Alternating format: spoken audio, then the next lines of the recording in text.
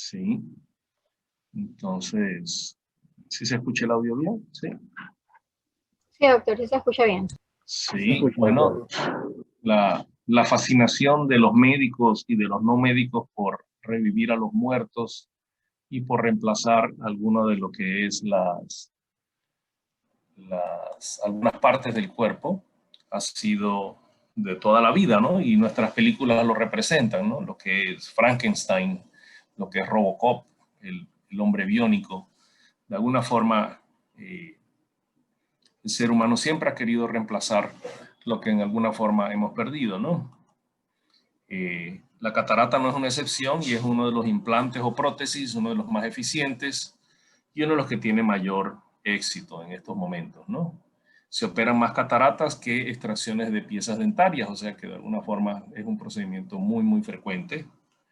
Desgraciadamente para los pacientes involucra una cirugía, y digo desgraciadamente porque esto involucra pues unos exámenes preparatorios, una preparación, una inversión de dinero, un riesgo quirúrgico. No es como una pastillita en donde uno se la toma y se cura, sino que de alguna forma necesita pasar por un procedimiento quirúrgico, ¿no?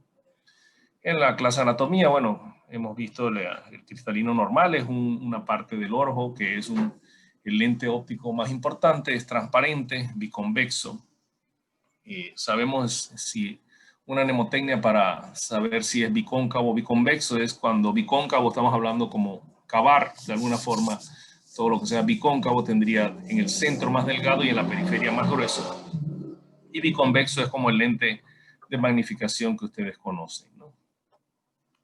Poder refractivo de 15 a 20 dioptrías, y ese mismo poder refractivo del cristalino es lo que reemplazamos con una cirugía, es el mismo poder que usamos en una cirugía de catarata, ¿no?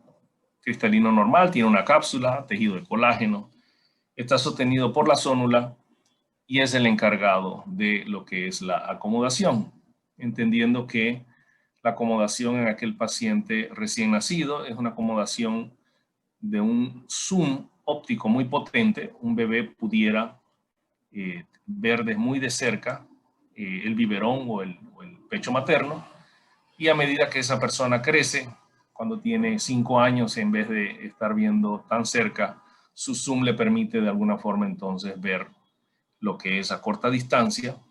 Cuando tienen sobrinos de menores de 5 años, mencionan que a veces es posible pegarse mucho a la televisión y piensa uno que tiene miopía, ¿no?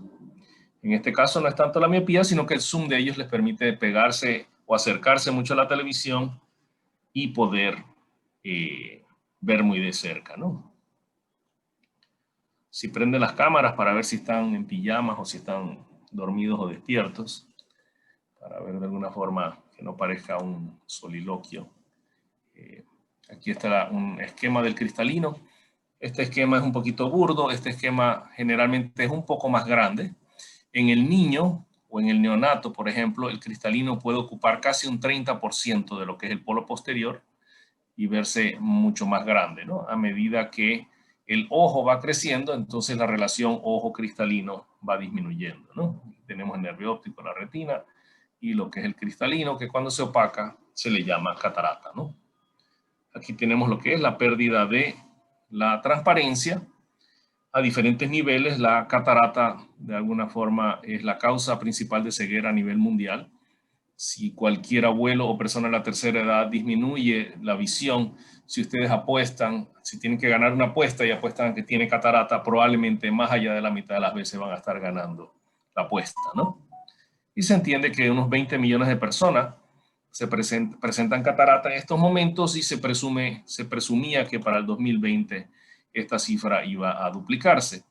Ahora, con estas nuevas infecciones, el coronavirus y esto, vamos a ver si puede influir de alguna forma en nuestras patologías, ya que vemos que de alguna forma la catarata influye a nivel ocular y produce inflamación, irritación. En los prematuros, por ejemplo, se habla en México que se ha duplicado la cifra de pacientes prematuros. O sea que de alguna forma estas epidemias han ido afectando de alguna forma nuestra medicina, ¿no? Cuando el paciente tiene una catarata que el barrendero puede diagnosticar, obviamente ya no hay ningún reto médico intelectual sobre haber hecho el diagnóstico, ¿no? El objetivo es hacerlo más tempranamente, ya que más tempranamente podemos manejar esto de una mejor forma. Anteriormente esperábamos a que el paciente estuviera totalmente ciego para nosotros ofrecerle cirugía, ¿no? Ahora no esperamos a que el paciente esté en esta condición, sino que buscamos detectar más tempranamente esta patología. Si es una cirugía más temprana, la técnica para retirarlo es más fácil, el riesgo de complicaciones es menor y la rehabilitación es más rápida, ¿no? Si ustedes, como habían mencionado, si tienen un abuelo que de repente ha manejado toda la vida perfecto y de noche empieza a manejar más lento y ustedes le llama la atención porque siempre ha sido una persona muy hábil en el volante, de ahí ya pueden estar sospechando lo que es el diagnóstico de catarata. Y uno diría, pero ¿cómo el abuelo puede manejar rápido a 120 kilómetros por hora de día y en la noche ver que baja mucho la visión? La respuesta es similar al vidrio sucio del carro, ¿no? Nos damos cuenta que estamos viendo en la imagen de la izquierda una imagen nítida en donde la luz no se obstruye y cuando la catarata va obstruyendo los medios va haciendo una difracción de la luz, un efecto de prisma, y esto produce algo similar a como cuando uno tiene el vidrio del carro sucio, ¿no? Y llega una luz de frente y nos la ilumina, ¿no? Se estima alrededor en Panamá, ciegos por catarata, cerca de 8,000. O sea que hay muchos pacientes que requieren cirugía de catarata. Se imaginan ahora en pandemia con todos estos quirófanos cerrados, todos estos hospitales, el complejo, el Santo Tomás llenos de COVID. Obviamente estamos viendo pacientes que se están quedando ciegos y están llegando tarde a una resolución de su problema. Algunos, pues en esa desesperación, pues van y se arriesgan a que tengan una infección por coronavirus y, bueno, de todas maneras proceden a operarse, ¿no? Panamá cuenta con el número adecuado de oftalmólogos y esto lo mencionábamos en la introducción, como no hay tal vez un número adecuado de endocrinólogos para toda la población. En Panamá sí hay un número adecuado de oftalmólogos para la población. Sin embargo, lo que sucede en otras ocasiones es que, bueno, como es una especialidad de que requiere de mucha tecnología, mucho insumo, muchos consumos, entonces a veces la logística administrativa de las instituciones públicas no es tan hábil a la hora de comprar los insumos, comprar los lentes intraoculares, de reemplazar los equipos a tiempo, ¿no? Si ven este cuadro, de alguna forma se habla de que si uno vive lo suficiente, un 50% entre los 65 y 74 años de edad van a tener catarata. Y si cumple más, si tiene la fortuna de vivir más allá de 75, el 70% de los pacientes van a desarrollar catarata. O sea que solo hay que llegar a esa edad dorada para entonces desarrollar estas otras enfermedades, ¿no? Dentro de las causas tenemos la edad, la herencia familiar. Algunos tienen la fortuna en sus genes de que no, yo tengo una abuelita de 95 y ella todavía ve perfecto. De alguna forma, en alguna genética tenemos alguna protección especial en donde de alguna forma no desarrollamos todas las enfermedades. Traumas en nuestra población pediátrica, la catarata pediátrica va asociada casi directamente con traumas y muy extrañamente con síndromes metabólicos, ¿no? Los procesos inflamatorios, tenemos el trauma como el productor más frecuente, pero también tenemos los procesos inflamatorios autoinmunes, en donde pueden producirse cataratas por este tipo de inflamación intraocular, ¿no? Lo asociamos también a fármacos. Tenemos aquí la fenotiazina, la miodarona, mióticos. Los mióticos se usan mucho menos ahora actualmente. El aropurinol sí. Y los otros factores de riesgo, lo que es el consumo de tabaco, exposición a los rayos ultravioleta y la diabetes. Mencionamos nuevamente en la introducción que, bueno, que una población enorme va a ser cada día más diagnóstico de diabetes. Ya el estilo de vida, el tipo de sedentarismo de nuestra población y los estilos de hábitos alimenticios van a producir ese tipo de desbalance, ¿no? ¿Cómo lo clasificamos? Lo clasificamos según su localización. Aquí tenemos un corte óptico en donde la lámpara de hendidura nos permite, vemos cómo se refleja la luz a nivel del segmento anterior. Tenemos la parte anterior de la córnea, este es el epitelio de la córnea, nos da el primer brillo. El segundo brillo nos lo da el endotelio de la córnea. El tercer espacio nos lo da la cámara anterior. Y después de ese espacio viene la cápsula anterior del cristalino, que se ve un poco opaca. Después tenemos la corteza y el núcleo, como si fuera el planeta Tierra. Tenemos una corteza, que es la parte más externa, el núcleo, lo que es lava en nuestro planeta.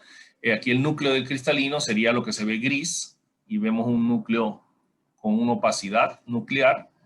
Y más allá, la luz se refleja en la cápsula posterior del cristalino, en donde tenemos una opacidad subcapsular posterior. Este es un paciente que tiene una catarata nuclear y subcapsular posterior. Uno tal vez no estamos muy duchos en lo que es la lámpara hendidura, pero de alguna forma es una herramienta que nos sirve para detectar mejor este tipo de opacidades, ¿no? Aquí tenemos una opacidad cortical, en donde vemos como un retazo de una pizza. El cristalino puede estar opacándose de una forma triangular cuando es de la periferia hacia el centro. Le llaman espículas o cataratas corticales, ya que son las capas más externas del cristalino las que se van opacando. Si no obstruyen el centro, el paciente no siente que tiene absolutamente nada. O sea que ustedes pueden tener mucha catarata periférica, y si el centro no se obstruye, ustedes pueden tener y mantener su 20/20, ¿no? Esto es una de las cosas que más comunes se ven al inicio, lo que llamamos vacuolas. Son pequeñas opacidades. Si iluminamos con un oftalmoscopio directo, en este caso no es un oftalmoscopio directo, van a ver que en la luz, en vez de ser redonda, van a ver que es una luz rectangular alargada. Esa es una luz producida por la lámpara de hendidura, como si estuviéramos iluminando solo por una rendija. Y entonces eso nos magnifica o nos facilita lo que es el reflejo de la luz, el reflejo rojo, y ahí estamos viendo a un paciente que tiene una opacidad subcapsular posterior, una vacuola o varias vacuolas, y ese es en su fase inicial. Cuando está en todo el centro, puede ser una catarata pequeña. Sin embargo, a pesar de ser pequeña, le puede molestar mucho y estorbar la visión y disminuir su visión de forma importante, especialmente si es en el ojo izquierdo y especialmente si es de noche. ¿Se imaginan por qué el ojo izquierdo en vez del derecho? ¿Alguien tiene idea? Vamos a ver a alguien con cámara apagada.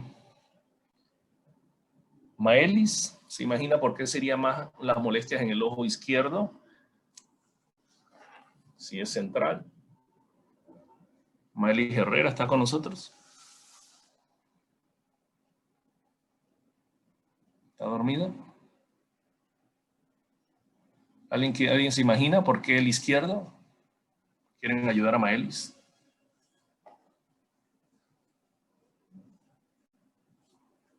¿Qué diría la clínica?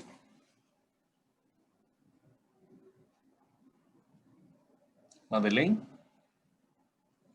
Cuando uno va manejando, ¿en qué asiento va manejando? ¿En el derecho o en el izquierdo?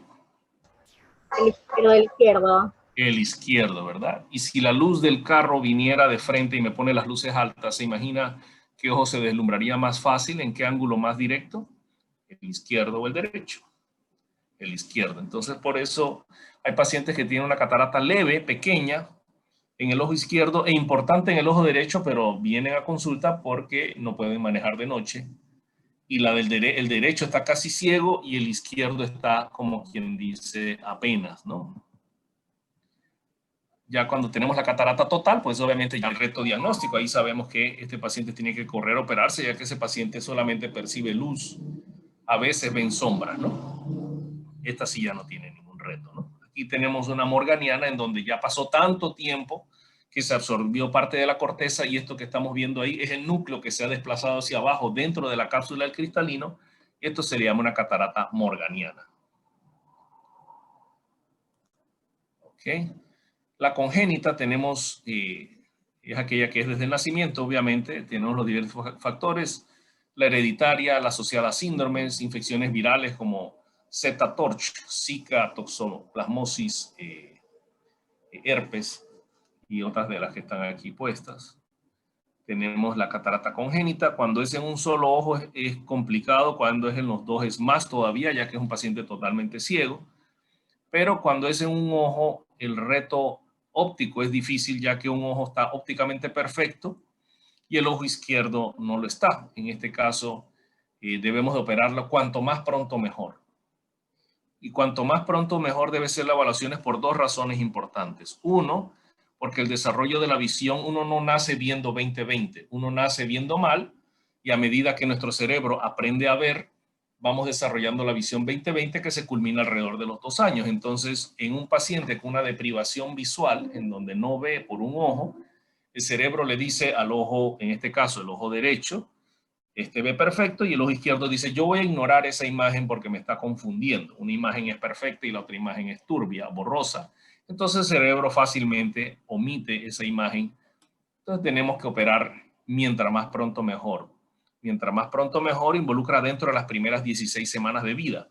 Ahora imagínense una mamá que acaba de nacer su bebé, ustedes le hicieron un reflejo de fondo, le vieron una catarata y al mes, antes de los 2 meses, el paciente está haciendo, antes de los 4 meses el paciente está recibiendo una cirugía. Se imagina, para la mamá no debe ser muy divertido esta sensación, ¿no? ¿Qué diagnóstico tenemos cuál sería el diagnóstico diferencial más importante? ¿Quién me puede decir cuando vemos una catarata o algo que sospechamos que es una catarata? A ver, con Ana Medina. No sé, un golpe. Un golpe, una bebé recién nacida, sí, bueno, pudiera ser, pero sería menos frecuente, ¿no? A ver, Selena, ¿quiere ayudar a Ana? ¿Qué otro diagnóstico importante quisiéramos descartar en un bebé que se le ve como una catarata o algo blanco en el ojo? Ajá, Madeleine. ¿Perdón? No. Bueno, lo que Doctor, retinoblastoma. Iba a retinoblastoma. decir eso. Okay. Aunque sea algo raro e infrecuente, puede ser algo mortal. Entonces, obviamente, hay que pensar en lo malo para entonces poder diagnosticarlo y manejarlo, ¿no? En los niños, obviamente, tenemos el niño que corre, se golpea, se lastima, tenemos las traumáticas, aquellas que tienen por heridas cerradas, o sea, por contusión, en donde toda la inercia entra dentro del ojo y daña la catarata a pesar de que no es una herida abierta, y aquella que es penetrante, ¿no? Tenemos, esta es una foto, una imagen de lo que es pigmento en la cápsula anterior del cristalino. Eso significa que el iris tuvo ciertas adherencias a la cápsula anterior del cristalino y eso nos evidencia que hubo un proceso inflamatorio, ¿no? Vamos a checar esta foto. ¿Alguien me puede decir qué estamos viendo aquí? A ver, Walter. ¿Qué te imaginas que ves ahí en esa imagen? Un desprendimiento Un desprendimiento de, ¿el apellido sería? de la retina. Ok.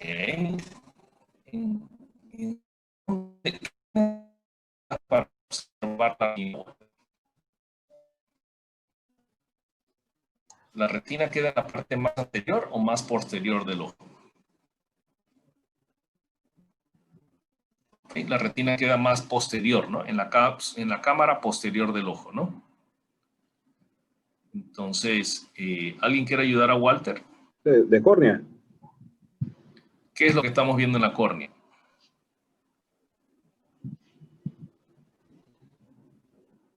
No sé si escuché mal o nada más escuché córnea.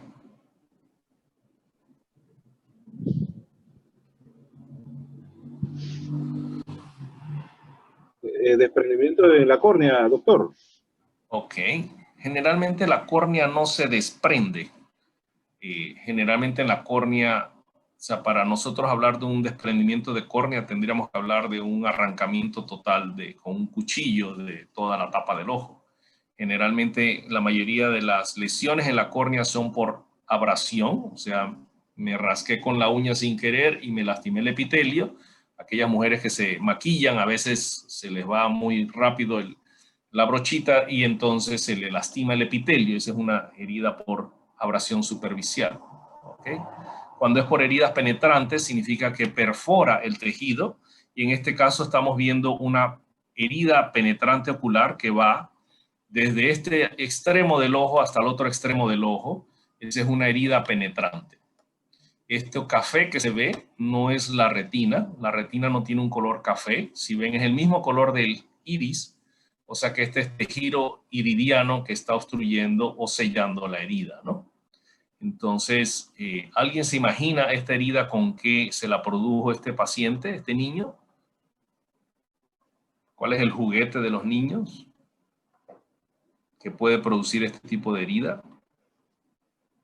Una A ver, piedra, Eduardo. una ¿Una rama, qué? una piedra. Una rama, ok. Una rama esperaría una herida lineal o una herida estriada. ¿Una rama tiene filo? No. Ok. ¿Alguien tiene otra? Ok, las espaditas de juguete. ¿Alguien se imagina que esta herida sería con una espadita de juguete? Un machete. Un machete. Ese es el juguete de nuestros niños del puente en adelante. Ok, hay que entender que nuestra población va a tener diferentes juguetes. Si ustedes crecieron en la ciudad, el juguete suyo fue el Nintendo, el Atari o de alguna forma el carrito, pero el juguete del niño del puente para allá, mientras menos cemento encuentre, más machete va a tener en la mano. ¿Ok? Y ese machete, júrenlo que va a tener un filo bastante importante. No es un niño que no sabe afilar su machete. ¿Y por qué usan estos niños machete? ¿Alguien sabe? ¿Alguno de ustedes creció Por en el áreas con monte machete? que tienen que ir caminando y cortando. Ajá, tienen que ir haciendo su espacio y además de eso, Los animales. ¿qué Proteger animales? culebras. Ajá. Matar culebras, ¿ok? Entonces, la gran mayoría de las veces gana el ser humano, no gana la culebra. De alguna forma porque ese niño está preparado para pelear y ganar generalmente esa batalla con su machete, ¿no? Entonces, saben que Panamá tiene una de las tasas más altas de Centroamérica de mordedura de ofidio, ¿no? Eso sí lo saben, ¿no? Sí.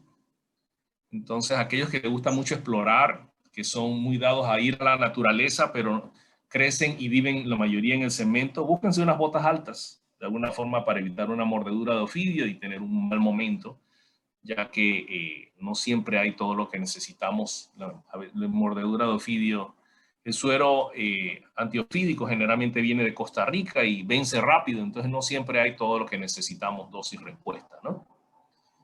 Del Instituto Clodomiro Picado de Costa Rica, ¿no? Un nombrecito ahí para que se acuerden bastante de dónde viene el suero antiofídico. Por lo menos en mis tiempos, no sé si ahorita se están produciendo aquí. Entonces, esta herida fue una herida por machete entonces. Y obviamente, pues ese paciente hubo que cerrar la córnea, aspirarle el cristalino, colocarle un lente intraocular, en el mejor de los casos, para buscar una rehabilitación visual, ¿no? Esto fue probablemente 2 cirugías después, si la retina no fue afectada. Si Walter tiene la razón y la retina fue afectada, este paciente fácilmente quedó ciego. ¿Ok? Entonces, vamos a hablar. Bueno, tenemos las inducidas por radiación ionizante. Tenemos realmente la radioterapia, los radioterapéuticas han ido perfeccionando su ciencia y cada vez tenemos radioterapia modulada, o sea que cada vez tenemos más radioterapia en el lugar más específico sin radiar los tejidos aledaños, ¿no? A mí me tocó en donde la radioterapia era un poquito más primitiva y se radiaba y todos los tejidos que estaban alrededor quedaban radiados de más y producían unas quemaduras horrorosas que el interno obviamente era el que tenía que curar, ¿no? A ustedes ya casi, creo que no estoy seguro que conozcan en su vida ahora una quemadura por radiación, de alguna forma. Así que, pero eso en nuestro tiempo era un poquito más frecuente, ¿no? No hay casi sopladores de vidrio, no vemos artesanos de vidrio en nuestro país, como que los mexicanos no han migrado tanto a Panamá. Y de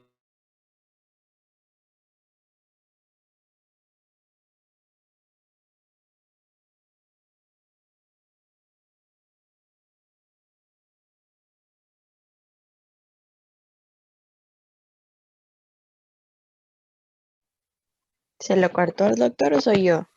Creo Se le que cortó, se le Se le cortó. cortó, sí, se le cortó. Ahora hay que preguntarle, ¿no? A sopladora de vidrio. Ahí quedó.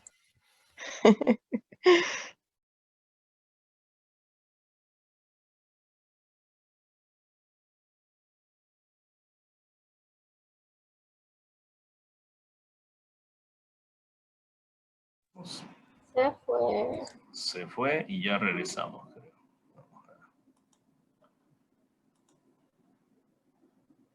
Ok. Entonces tenemos la que es por electricidad, aquella que se coagulan las proteínas, y aquellas químicas, ¿no? Obviamente para que haya una quemadura química en un paciente, tiene que ser una quemadura muy, muy importante. En este caso, por álcali o por ácidos. ¿Saben qué quemadura es peor? ¿Álcalis o ácidos? ¿Quién más no ha participado hoy? Ácidos. Por ácidos, ¿quién coincide? ¿Quién difiere? A ver, encontramos a Maelis. A ver, Maelis, ¿cuál es peor? ¿Ácidos o álcalis? Yo digo que por álcali. Ok, ahora la siguiente pregunta. ¿Por qué?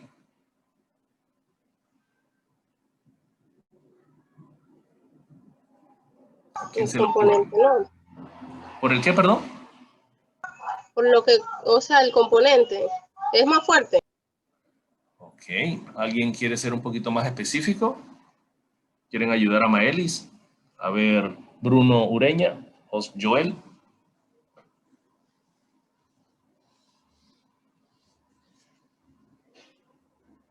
Joel se congeló.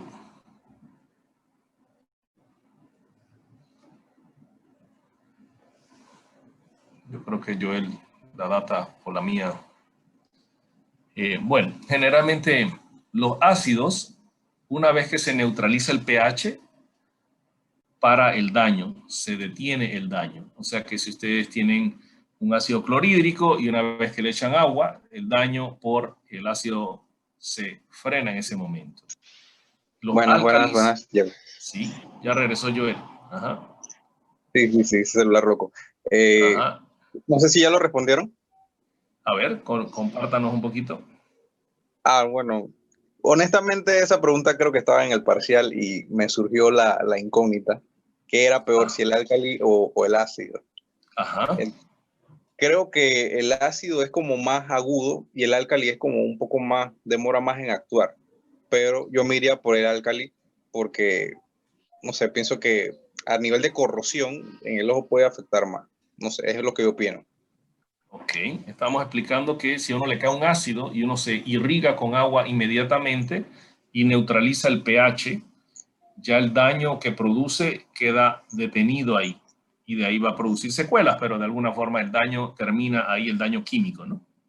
Cuando es una lesión por álcali, si no se retira el producto que generalmente es la potasa o el cemento o algún tipo de álcali potente, no para el daño. Usted le echaron agua, pero si no se retiró todo el álcali, el daño no se detiene hasta que se desnaturaliza todas las proteínas de lo que esté en contacto con eso. O sea que si se imagina un huevo frito que se pone, que tiene la clara blanca, la clara transparente, y cuando se quema se produce blanco, significa que el ojo se cose con el álcali hasta que se haya terminado de cocer por completo. Entonces, cuando ustedes estén en un lugar que involucre una distancia más allá de 3 minutos, es mejor ustedes mismos echar agua, terminar y cansarse de quitar esa potasa. Específicamente la potasa es lo que más vamos a encontrar en el medio casero porque alguien quiso destapar una tubería y a la hora de la hora rebotó y a la hora de la hora le cayó en el ojo. No esperen al cuarto de urgencia si ustedes son los que están al lado de esa persona o los mismos que les pasó el accidente. No vayan corriendo al cuarto de urgencia para esperar a perder esos minutos valiosos. Lo que tienen que hacer es lavarse abundantemente y además de eso, evertir el párpado. Si no tienen la capacidad técnica para evertir un párpado, entonces busquen el video de YouTube de versión palpebral y lo van a ver y aprender. ¿Ok? Entonces, después les mando el link. Pero lo primero que deben de hacer es lavarse por lo menos media hora y después entonces correr al cuarto de urgencia para que le continúen lavando y si no pueden evertir el párpado para que alguien se los evierta. Pero esos minutos son muy valiosos porque imagínense que ustedes están o su ojo está o el ojo de alguna persona está en peligro y entonces esos minutos que ustedes pierden son tiempo valioso para poder frenar este daño, ¿no?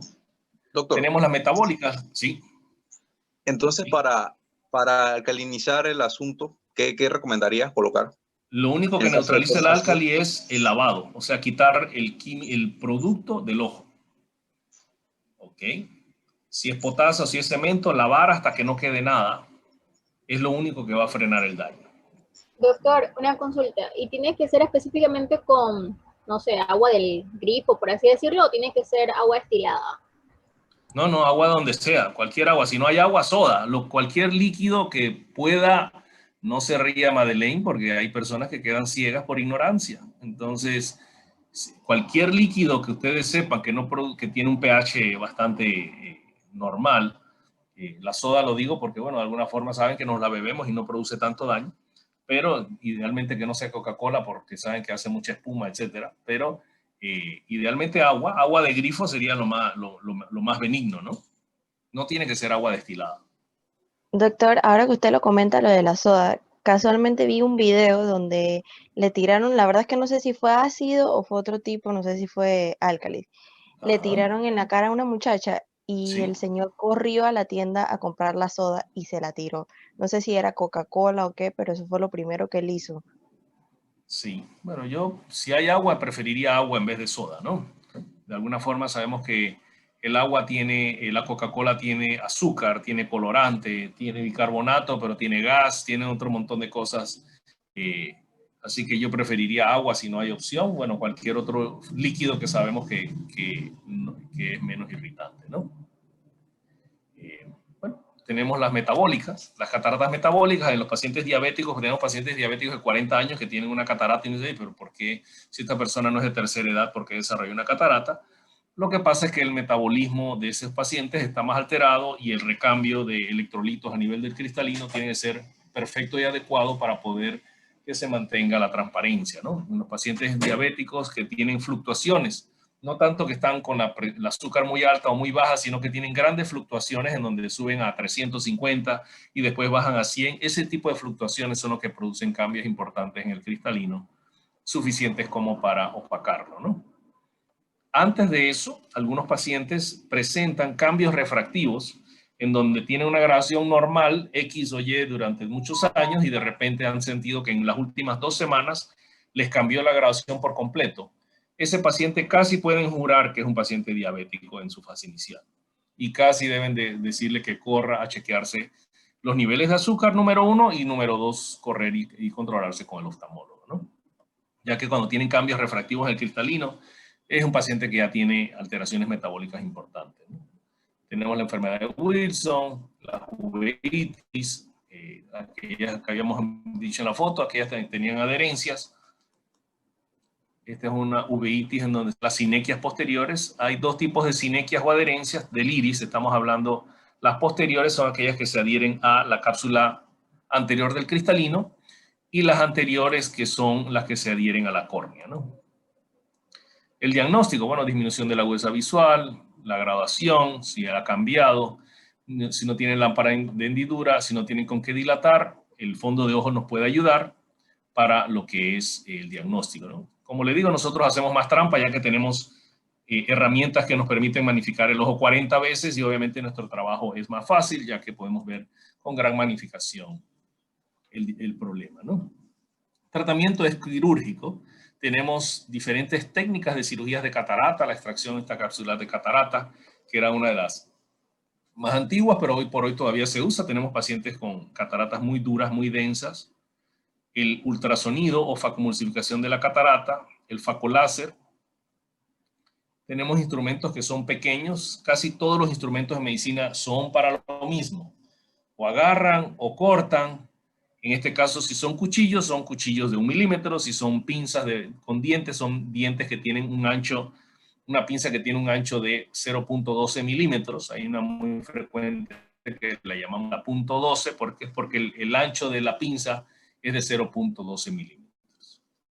En medicina tenemos que recordar un poquito lo que pasó antes de que llegáramos nosotros para poder ser agradecidos de qué es lo que recibimos.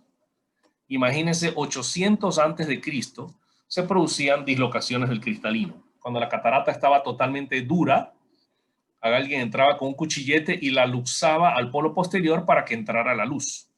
¿Recuerdan la imagen del paciente con una catarata total, una catarata blanca? Ese paciente solamente veía la luz. Si le luxaban el cristalino al polo posterior, entonces el paciente podía ver bultos y sombras, o sea que le mejoraba la visión. De 800 a.C. fuimos mejorando las técnicas y los instrumentos también, instrumentos cada día más pequeños para poder trabajar dentro de espacios de 11 milímetros. Y entonces se creó lo que es la extracción intracapsular de catarata. Se quitaba todo el cristalino, se congelaba con una pieza o una pinza especial para extraer el cristalino en su totalidad.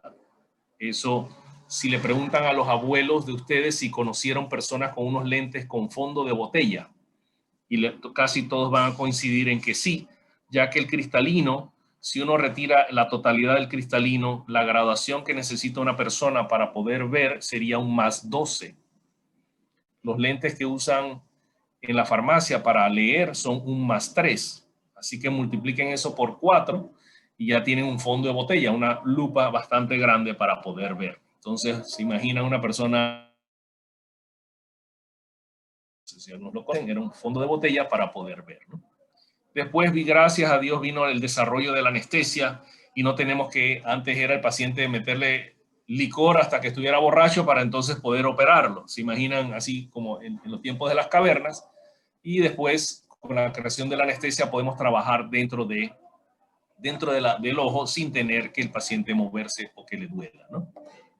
Después vino la extracción extracapsular, en donde aprendimos a dividir la parte interna del ojo, sacar solamente el núcleo y la corteza, y después, por último, vino lo que es el ultrasonido. Es un equipo de origen odontológico. Si alguna vez le han recibido, le han quitado las placas con un aparato que sienten que tiene como un pitch o un sonido muy alto.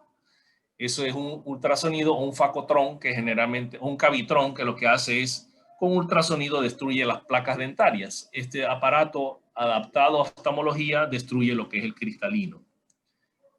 Y de último viene lo que es el láser en catarata, en donde ha tratado de reemplazar el ultrasonido, pero hoy por hoy el láser o la cirugía de catarata con láser hace una parte de la cirugía y la otra parte lo hace el ultrasonido. Entonces, tenemos que seguir usando los equipos de antes.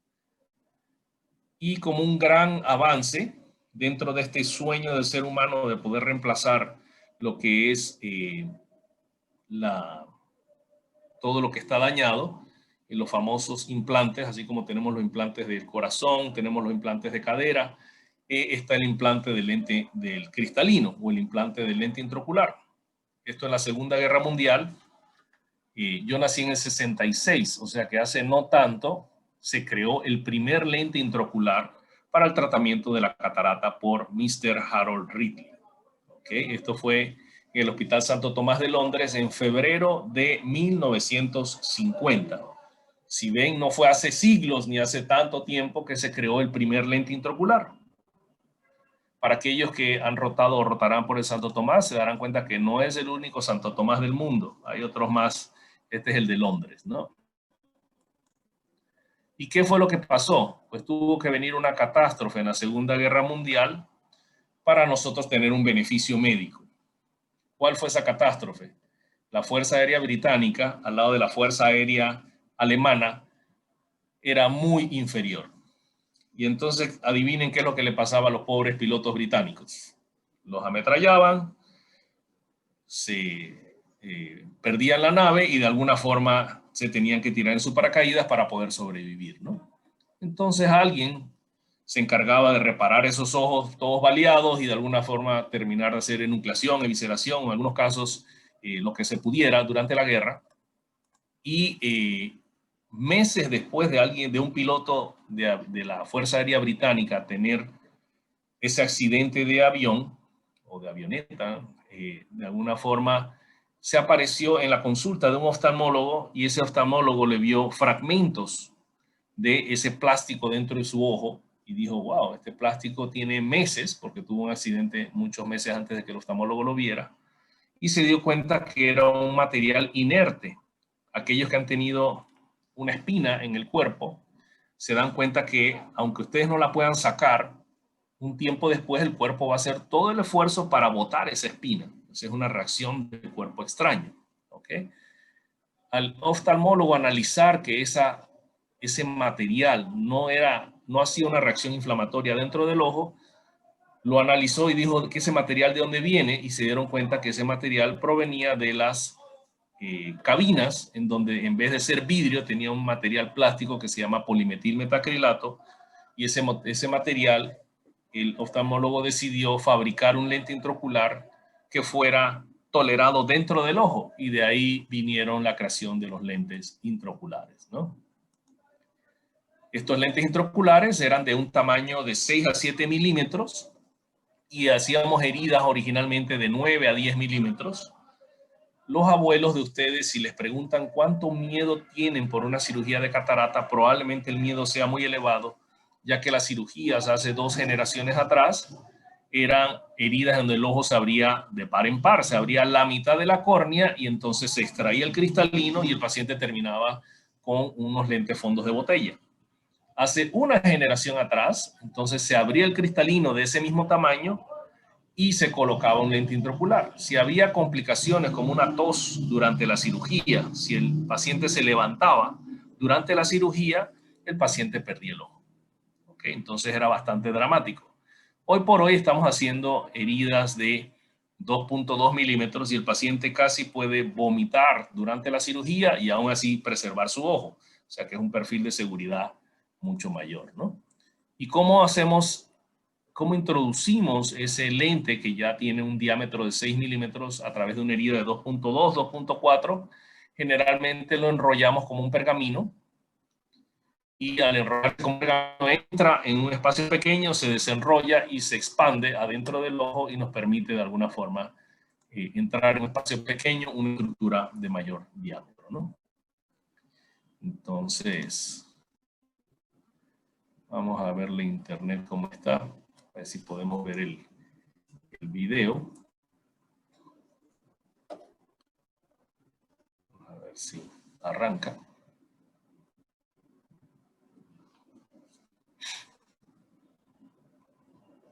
Si no seguimos el video, lo podemos ver al final.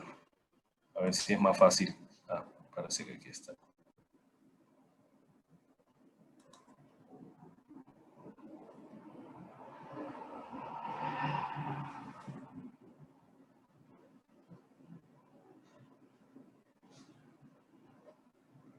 No, yo creo que el video lo vamos a ver mejor aparte, ¿no? Entonces tenemos que operar con un microscopio. ¿Qué creen que le falta a esta foto de aquí en estos momentos, en estos tiempos actuales? ¿Qué faltaría en esa foto? Este es un paciente que va a ser operado de catarata, este es el microscopio, este es el anestesiólogo. ¿Qué faltaría en esa foto?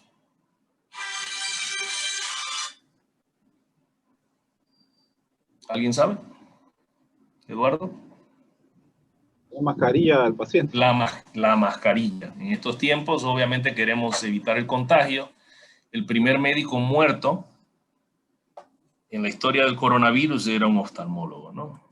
De alguna forma fue el que cantó y dijo que había un síndrome parecido al SARS, de alguna forma, en el WeChat, que es el WhatsApp chino, y entonces el gobierno lo sancionó diciéndole que no creara pánico, que eso era contraproducente y lo podían sancionar. Y de alguna forma, hoy por hoy está muerto el colega, pero él pudo detectar la clínica, a pesar de ser oftalmólogo, dijo, bueno, hay algo que está pasando, él llegó a esa asociación y bueno, hoy por hoy no la contó, pero bueno, me imagino que pudo salvar a unos cuantos que se están protegiendo en su casa como ustedes y yo.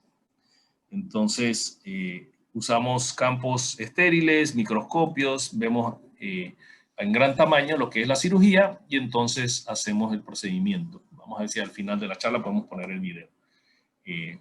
Tenemos otras anomalías del segmento anterior, son varios síndromes, síndrome de Axenfeld-Rieger, Peters, atrofia esencial de iris, aniridia. Todo esto se le llama lo que es anomalías del clivaje. Y estas son por un error en la migración de las células del ángulo de la cámara anterior. Significa que en el periodo embrionario la diferenciación de el segmento anterior no fue correcta y entonces aquí vemos como la raíz del iris está alta. En este caso vemos un paciente con aniridia o una ausencia parcial de iris y entonces a veces viene asociado también con anomalías dentarias y otro tipo de problemas, ¿no? Aquí vemos una sinequia anterior o posterior. Vamos a preguntarle a Aileen para ver si escuché un poquito lo que dije.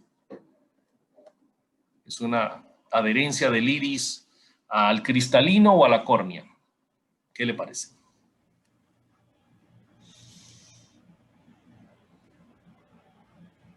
Creo que es el cristalino. Al cristalino, ¿ok? ¿Alguien quiere ayudar a Aileen? No sé, la verdad. Ajá. Vamos a ver aquí.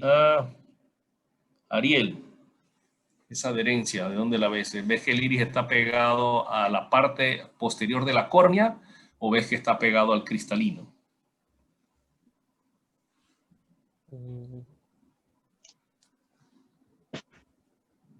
Vamos a aumentarlo un poquito para ver si es más fácil verlo.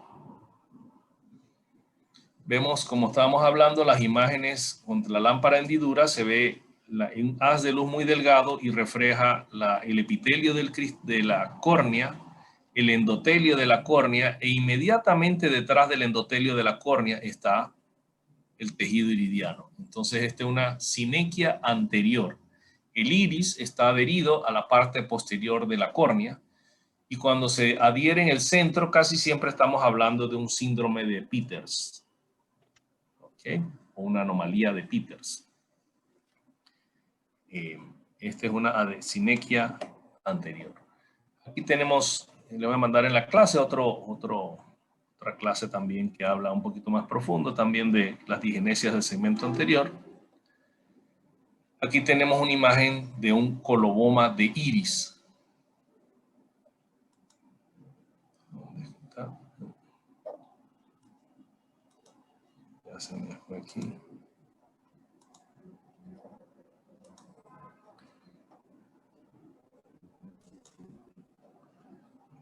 Entonces, el coloboma de iris es un cierre incompleto del esfínter iridiano. ¿Ok? Ahí están viendo, y casi siempre es en la porción inferior. ¿Ok? ¿Alguien se imagina por qué?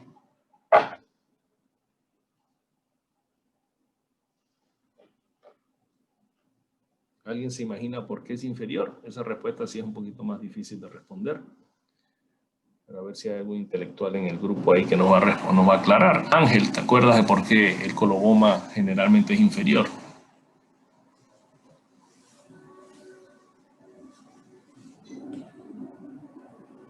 ¿No? No. Ok. Si Podría se ser por la imagina disposición de las fibras. la disposición de las fibras, ok. Cuando hablamos de la palabra coloboma, hablamos de un desarrollo incompleto de un tejido, ¿no? Coloboma de iris, coloboma de retina, coloboma de coroides, significa que embrionariamente no se desarrolló correctamente, ¿no? El iris embrionariamente se desarrolla inverso lo opuesto a una rosa o a un botón de una rosa. Si ustedes recuerdan, especialmente las mujeres cuando les regalan capullos de rosa, está el botón de la rosa cerrado y cuando se abre queda como un tejido plano, o sea, va de una imagen redonda a una imagen abierta, ¿no? A una imagen más plana. El ojo es al revés, embrionariamente es plano y la vesícula óptica empieza a invaginarse o cerrarse hacia abajo. En este caso, imaginen algo plano que se va cerrando y va formando el círculo, la vesícula óptica va formando el ojo y lo último en cerrarse de todo el sistema embrionario es el iris. O sea, se cierra la córnea, se cierra la esclera, se cierra el nervio óptico, la retina, la coroides y lo último que se cierra es el iris. Entonces aquí imagínense que este iris se estaba desarrollando embrionariamente y le faltó la última fase del cierre. ¿Ok? Este paciente, si es solamente un coloboma de iris, o sea, si el único defecto que tiene es el iris, es un paciente que puede tener 20-20. Tenemos un colega en Santo Tomás que tiene coloboma de iris y bueno, es un oftalmólogo, terminó medicina, oftalmología, es un cirujano, entonces puede funcionar, ¿no? Aquí estamos viendo diferentes colobomas. Aquí estamos viendo un coloboma de iris, de retina y de coroides en ese defecto. Vamos a ver, en ese defecto que estamos viendo aquí, blanco, no hay la ausencia de lo que es de iris y de coroides en ese punto, ¿no? Si vemos la imagen de la derecha, aquí hubo un déficit en donde no se cerró ni el nervio óptico, ni la coroides, ni la retina, y seguramente el iris tampoco. Si se imaginan por qué inferior, es lo que le digo. De una estructura plana pasa a ser a una estructura redonda, pero el último área en cerrarse, primero se cierra la esclera, después de la esclera la coroides, después de la coroides la retina, y por último el nervio, digo el iris, ¿no? Entonces estamos viendo acá, en esta imagen de aquí, no sé si les obstruye ahí la imagen o no, pero ahí tenemos lo que es ese es un coloboma de nervio óptico, retina y coroides, o sea, un mal desarrollo o un desarrollo inadecuado de lo que es nervio óptico, retina y coroides, ¿no? Aquí. Vamos a ver si podemos ver el video.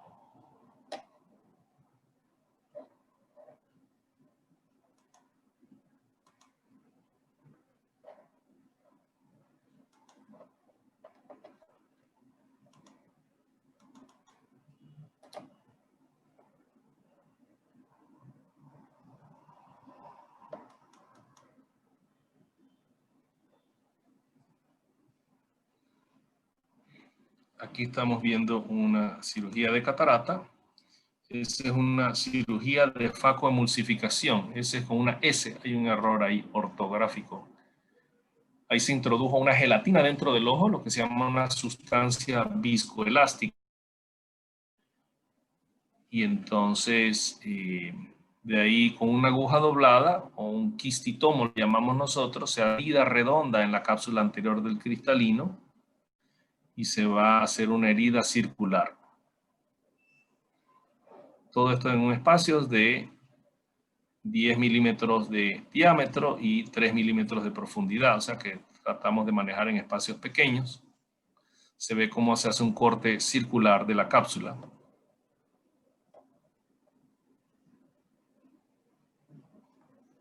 ¿Me están escuchando? Sí, doctor. Doctor, Sí, ¿se escucha? Sí, doctor. Ok. Entonces ahí se hizo una hidrodisección. Esa se separa con un chorro de agua la cápsula del núcleo y la corteza. Y entonces se introduce una pieza de ultrasonido. Esa pieza de ultrasonido destruye con las ondas ultrasónicas y aspira, ¿no? Y además de eso echa agua. Aquí por los lados introduce el agua y por el centro de la pieza aspira. Se hace, en este caso es una técnica de divide y vencerás, en donde el cristalino se divide en 4 porciones como si fuera una pizza. Y es una técnica que busca separar seguramente esas 4 porciones para poder aspirarlas. Una vez que se logra separar completamente, se aspira cada uno de los cuadrantes hasta que ya no quede nada. Este es un video acelerado, obviamente ven los movimientos un poco rápidos en el video, pero es una cirugía relativamente corta si no hay complicaciones, ¿no? Aquí vemos cómo el ultrasonido destruye lo que es los cuadrantes.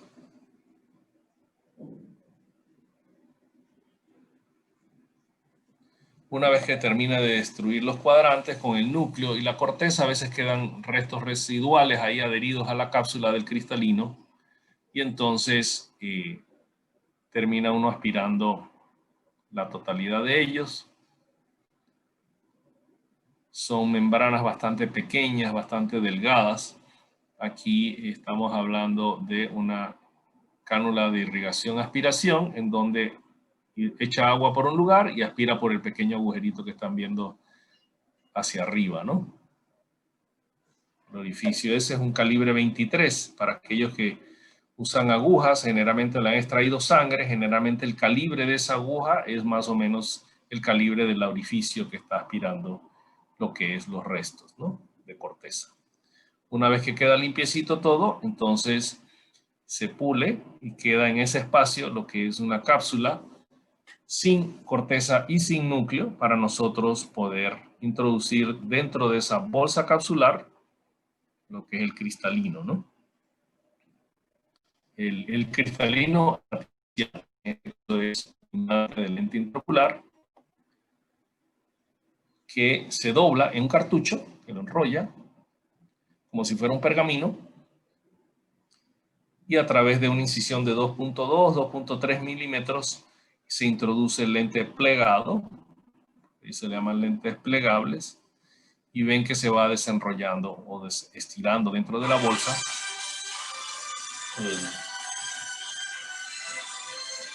dentro de la bolsa, y de ahí se aspira lo que es el resto es viscoelástico, y el lente queda perfectamente posicionado en su lugar, el paciente recuperando su visión. ¿Okay? Generalmente se deja una burbujita de aire a veces al final para que el paciente, si va a hacer algún esfuerzo de alguna forma, como son heridas autosellantes, generalmente no se ponen suturas ni puntos en la mayoría de los pacientes, ¿no? ¿Okay? Con eso concluimos. ¿Alguna pregunta? ¿Dudas? Yo tengo una pregunta, doctor. Sí. Bueno, es que no escuché muy bien, parece que se me entrecortó el internet en ese momento. Cuando hablaba sobre los avances en la oftalmología y el uso del alcohol, ¿qué mencionó en ese punto? El uso del alcohol. En avances en oftalmología y el uso del alcohol. De la necesidad. Ajá, dijo como que ya no tenemos que usar el alcohol o algo así. No sé si se cortó o si dije mal, pero doctor, generalmente... doctor, usted estaba diciendo era que en el tiempo de antes tenían que esperar que la gente se emborrachara para poder operar. Sí, cuando en otros tiempos, antes de la anestesia, solamente teníamos el licor, la borrachera, y en un paciente, para hacerle una cirugía de catarata, había que emborracharlo, y con un cristalino, estamos hablando 800 antes de Cristo, teníamos que emborracharlo y entonces hundirle el ojo, el cristalino o la catarata, para que entonces el paciente recuperara la visión. En odontología también era lo mismo, ¿no? Para extraerle la muela tenía que meterse esa borrachera de indio para entonces, cuando estaba intoxicado, entonces quitarle y arrancarle la muela de una forma bastante barbárica, por decirlo así, ¿no? Hoy por hoy tenemos la anestesia y tenemos que estar muy agradecidos, ya que el paciente coopera obviamente de una forma maravillosa, ya que no siente que uno está trabajando dentro del ojo. Inclusive nos produce analgesia y aquinesia, o sea que el paciente no le duele y además de eso no mueve el ojo. Imagínense a alguien con nistagmus, en donde mueve el ojo rápidamente hacia la derecha y a la izquierda, y ustedes operando tratando de no dejarlo ciego. Pues le ponen anestesia, entonces pueden realizar el procedimiento con bastante precisión y con poco miedo, ¿no? A eso me refiero. Ya. Listo. Yo hacía el comentario, es que como escuché mal, no sabía si se refería era a tumores, y ahí me hizo recordar algo que vi en Doctor House, que era que en el tiempo de antes lo que hacían para agrandar los tumores y que los cirujanos lo aceptaran para operarlo, era que se le introducía etanol al tumor, y el tumor crecía de la noche a la mañana, y así sí era ajustable para el cirujano hacerlo. Entonces pensé que era con eso y quería tirar el comentario, pero sí, que era con la anestesia. Ok. ¿Alguna otra pregunta, doctor? Sí. Con respecto a la catarata morganiana, ¿qué tiempo pasa para que llegue a ese estado? años, generalmente pasan años, no es de un día para otro, realmente es un paciente de años, ¿no? Okay. Este es un problema de salud muy frecuente. Si vivimos lo suficiente, generalmente vamos a tener algún grado de catarata. Y sí, definitivamente hay muchos mitos, miedos y realidades también. Sabemos que en una cirugía que fracasamos de alguna forma pierde la visión. Eso obviamente el miedo a una cirugía de catarata es muy elevado. Si tuviéramos una infección, una endoftalmitis, una infección severa, se habla de una endoftalmitis, se habla de 1 en cada 16,000 pacientes operados. O sea que, gracias a Dios, no es un procedimiento, no es una complicación que estamos viendo todos los días, pero si es nuestro papá, si es uno mismo el que tiene una infección severa y que está en riesgo de perder la visión para siempre, no es divertido, ¿no? Entonces, pero yo lo comparo, hay pacientes que tienen un solo ojo y tienen catarata y dicen, doctor, pero si yo me opero y le pasa algo, no voy a ver, voy a quedar ciego. Yo le digo, bueno, eso es totalmente cierto, pero si tiene catarata y no se opera, va a quedar ciego de todas maneras. La única diferencia es que vamos a hacer la pelea en el intento. Entonces, la parte dramática humana de todo esto es real, y cuando estamos hablando de la visión de un ser humano, definitivamente es un miedo bastante grande. Sin embargo, yo lo comparo como montarme en un avión. Sabemos que si el avión se cae, las probabilidades de sobrevivir son pocas. Generalmente, sabemos que la mayoría de los accidentes de aviones, los tripulantes o la persona que viaja en el avión casi no sobrevive. Son muy, muy raros. Sin embargo, damos cuenta que hay muchos viajes de avión porque la probabilidad de que un avión se caiga es extremadamente baja. Entonces, igual se lo digo a las mamás cuando le vamos a hacer una anestesia general. Le digo, sí, dentro de los riesgos está la posibilidad de que el niño fallezca como una reacción adversa a una anestesia general. Sin embargo, las posibilidades de que eso suceda es como yo tirar un cuara por la ventana, poner una botella allá abajo y que caiga en todo el centro, ¿no? O sea, es bien, bien improbable que eso suceda. Y entonces cuando una mamá entiende que, bueno, sí, es cierto que si yo me tiro del balcón, de alguna forma me voy a morir, pero eso es una matemática mucho más sencilla, ¿no? En este caso, hablamos de, para convencer a un familiar que de repente tiene demasiado miedo, hay que tratar de ser lo más objetivo posible, ¿no? Si hablamos de anestesia general, especialmente en niños, yo trabajo en el hospital de niños, soy el jefe de servicio ahí, le digo, bueno, es cierto que dentro de los riesgos de una anestesia general está la muerte, pero si es un estrabismo o una catarata, yo le digo, bueno, en los 20 años que llevo en el hospital no se convierte en un paciente diagnóstico. Entonces eso ya a la mamá les da cierta tranquilidad. A veces el miedo puede ser un motor tan grande a favor como un motor tan grande en contra, en ese sentido, para tomar decisiones, ¿no? ¿Qué otra pregunta teníamos? Doctor, pregunta, de eso coloboma de iris, más adelante el paciente puede llegar a tener algunas complicaciones. El coloboma de iris, generalmente el ojo está funcional, siempre y cuando sea solo coloboma de iris. El paciente puede tener 20/20, tal vez le deslumbre un poco más la luz, porque sí, la cantidad de luz que entra al ojo es un poco mayor. Hay pacientes que tienen coloboma de iris, retina y coroides, pero no afecta la fobia, o sea, no afecta el centro de la retina, y pueden tener 20/20. ¿Ok? Si afecta la fobia, ahí sí ya la visión es muy inferior.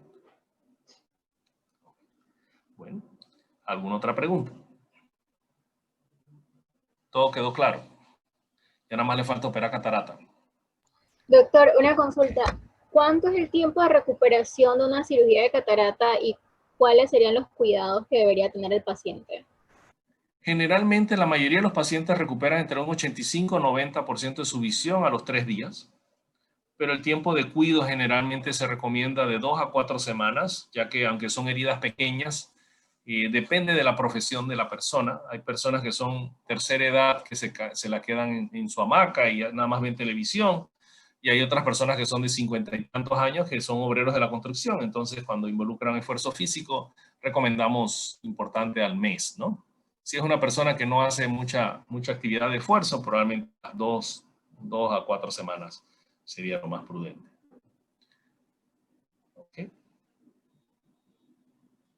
¿Alguna otra pregunta? Doctor, ¿en cuanto a la eversión palpebral en caso de una quemadura por cáustico, ¿es constante o solamente se hace y se limpia y luego vuelve a su normalidad el ojo? ¿O se mantiene vertido el párpado?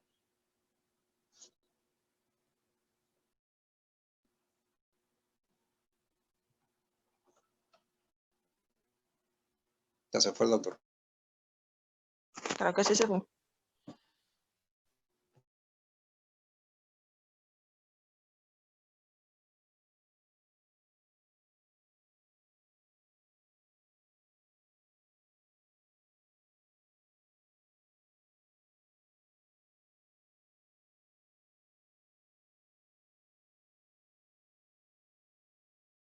No sé si se cortó. Se cortó, cuando dijo la pregunta que es constante, la eversión palpebral, ¿qué fue? ¿No entendí la pregunta? Sí, la pregunta es que si se hace y se limpia con agua, o sea, ¿se mantiene vertido el párpado o se vuelve a su posición normal? Ok, una vez que está vertido, también insistir en que sea mucho el lavado. Si tienes un palillo, también a veces, si nos imaginamos cemento, que el cemento es como grumoso, o la pasta de potasa, hay veces que usan potasa en pasta y hay potasa en líquido. Cuando es líquido es más fácil, pero cuando es en pasta, generalmente en los hornos usan más esa pasta. Entonces tienes que vertir el párpado y con un palillo tratar de limpiar que no quede absolutamente nada. ¿Ok? Dentro de mis turnos alguna vez tuve un paciente con una quemadura por cáustico y el residente me llamó por teléfono y le dije, no, lávalo. Era un residente de tercer año, yo asumí que de repente lo iba a lavar bien, estaba en un medio hospitalario y cuando yo lo vi al día siguiente, el paciente no le había retirado todo el cáustico y la historia corta de ese paciente es que le hice una cirugía de trasplante de córnea, le hice cirugía de párpado, le hice cirugía de implante de células límbicas, le hicimos cirugía de pterigión, le hice cirugía de bléfaro. El paciente conservó su ojo, conservó una parte de su visión, pero si hubiésemos sido un poco más enérgicos en el lavado, tal vez no hubiésemos tenido que hacer ninguno de esos procedimientos. ¿Okay? Entonces, por eso les digo, si ustedes están en el interior, en Darién, en Chiriquí, en cualquier lugar, están en su casa, en la ciudad, laven primero y pregunten después. ¿Okay? Eso es lo que sugiero que hagan. Si alguien les llama porque ustedes son el médico de la familia, laven primero y pregunten después. Y si lo que es la eversión palpebral, pueden buscar Roberto G, eversión palpebral en YouTube y deben de ver el video de eversión palpebral. ¿Ok? Entonces, si quieren... Doctor, una última pregunta. ¿Sí? Yo cuando uno opera la catarata, o sea, la extrae, ¿puede volver a salir una catarata en el mismo ojo? No, generalmente la única forma que se opaque nuevamente es que haya quedado algún resto de corteza que se quedó poco hidratado y que se hidrató nuevamente, eso es y eso sucede generalmente en las primeras semanas, ¿no? Y lo otro es la cápsula del cristalino, esa sí se puede opacar 6 meses después o 6 años después y necesitar una capsulotomía con láser, una capsulotomía con Jack, que es como un láser que abre la cápsula y el paciente recupera su visión. En los niños sí puede haber una opacidad vítrea que les disminuye la visión, pero eso estamos hablando de niños que se operan antes de los 2 años de edad, ¿no? Realmente no es lo común. Entonces, bueno, si no hay más preguntas, nos vemos entonces en la siguiente clase, yo creo. ¿Ok? Cuídese, doctor. Ustedes están llevando la asistencia, el Ángel está llevando la asistencia.